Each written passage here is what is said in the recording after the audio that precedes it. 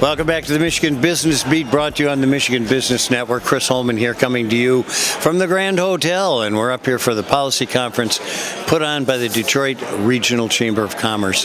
And Britany Affolter-Caine from the URC, right, the University Research Corridor, is with us today. And you usually have some other people in tow, like university presidents.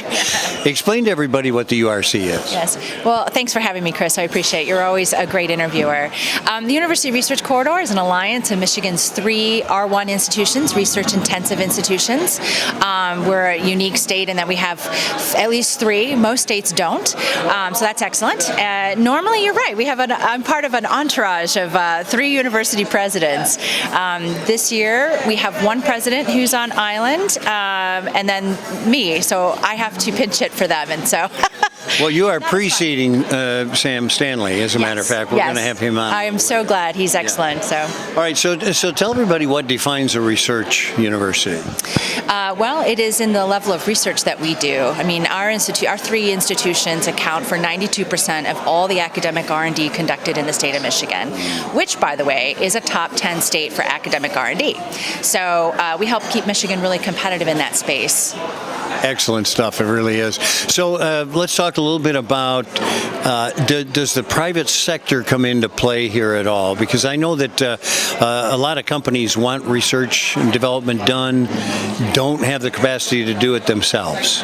That's true. So sponsored research is really important, not just because it's a way to connect companies with the research that they need, but it's a way also to move the innovation out of the universities faster into the marketplace. So that's huge. But I want to mention too, Chris, there's another aspect. We have an impact on private companies all across the state beyond them just needing research, right? So our research enterprise, we have to purchase goods and services. We have to hire people. Our education enterprise, all the students that we educate each year, undergrad and grad, that needs a number of goods and services. So we are purchasing that to businesses across the state.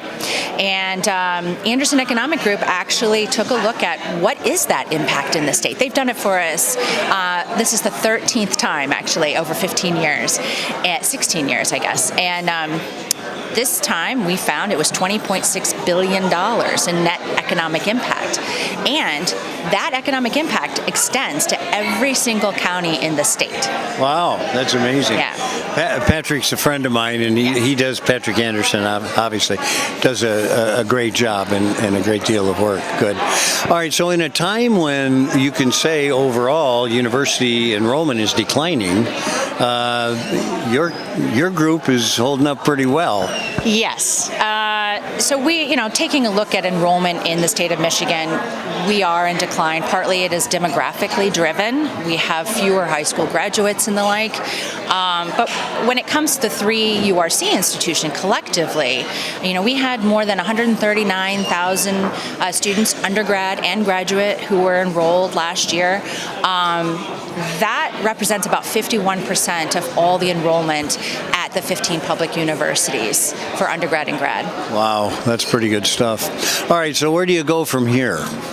Well, I'm glad you asked, because the truth is, as well as we're doing, we need to play the long game in this state. We need to make sure we are investing in talent. That is what is going to help our private sector, our industry. I just came from the Mich Auto Breakfast, and it was all about talent. And we definitely need more of that. So we need to invest in our higher education institutions, not just my 3, but all of them. And so the state Senate actually has a proposal out there, including 11% increase, which we really like. We need to stem the disinvestment, which has been going on for 2 decades. But it also, more importantly, has $360 million annually budgeted for the Michigan Achievement Scholarship, which would incentivize estimated around 100,000 new students above what we have now to enroll and complete college. That would move us. If it were implemented, it would not only improve our position in terms of talent, but it would move us as a state from 50th in the nation for financial aid, which means, we can really do no worse, to in the top 10. Wow. Yeah. That's pretty big amazing. Investment in our own people, our own kids. Well, and we haven't invested enough. I mean, there's no doubt about it. Yeah. every bit as important as roads, correct? I mean, Absolutely. or more important. Absolutely. All right. So a lot of stuff in the future. You're looking at the long game. Do you guys get together and do headstorm sessions every now and then and say, hey, here's the numbers, here's where we got to go? We do. We do. We work with our presidents, of course, who have a very good relationship with one another. We work with our leadership at the vice presidential level in research and communications and government relations. And then, I have to say, I'm working closely also with all 15, representatives of all 15 publics, the Michigan Association of State Universities, the independent colleges, and the community colleges, because as a group, I have to tell you, Chris, I don't know that we've ever had, maybe, but we're all really a close sector. We all genuinely like each other and respect one another, but at the end of the day, we really want to move Michigan forward through higher and post-secondary education. So this is a tough one. Inflation is now crept up to the number 2 problem for businesses. Got to be a problem in the nonprofit sector too. It is. Everything costs more, and it just makes it tougher. So it's why funding is really important. And when you're trying to hold tuition down so that more people can achieve it, it makes it a bit of a challenge. It does. And I know that it's also a pinch on families. Yeah. I just graduated one of my sons from college. The second one just finished his sophomore year. So, we're feeling the pinch. Yeah. It hurts when everything else costs so much.